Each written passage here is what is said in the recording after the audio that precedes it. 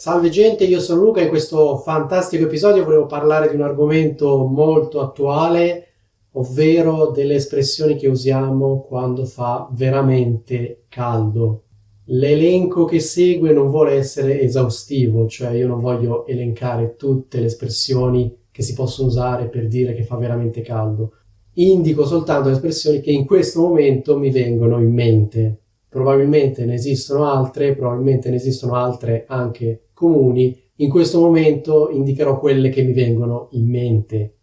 Se conoscete anche altre espressioni, magari scrivetele qua sotto nei commenti. Detto ciò, la forma base è fa caldo, poi se fa molto caldo diciamo fa molto caldo.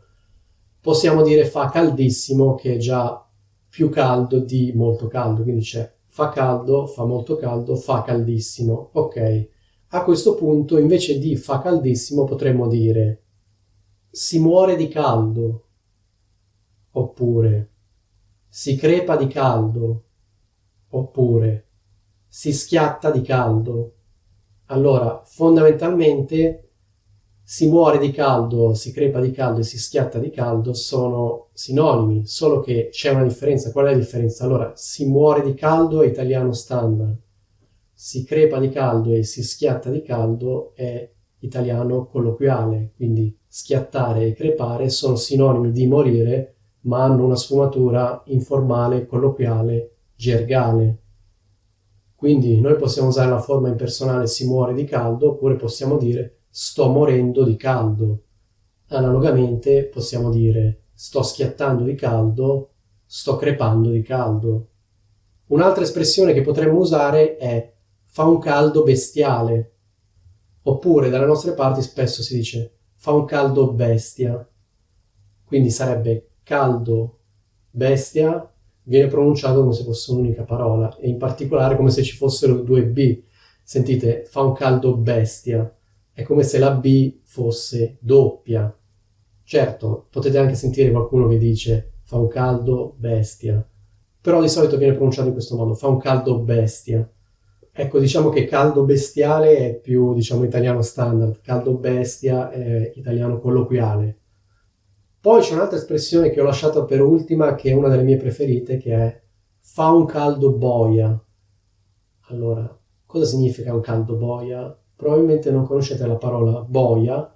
Il boia è un personaggio piuttosto particolare, era il responsabile delle esecuzioni. Quando qualcuno veniva condannato a morte, il boia eseguiva la condanna a morte. Il boia in passato indossava un cappuccio nero in cui c'erano due fori per gli occhi, insomma, avete capito chi era il boia. Quindi in sostanza fa un caldo boia vuol dire che il caldo è così forte che una persona rischia di essere uccisa dal caldo e quindi il caldo diventa il boia. Forse conoscete l'espressione riferita al freddo, fa un freddo cane, e magari vi starete chiedendo se si possa dire fa un caldo cane. In realtà non si può dire.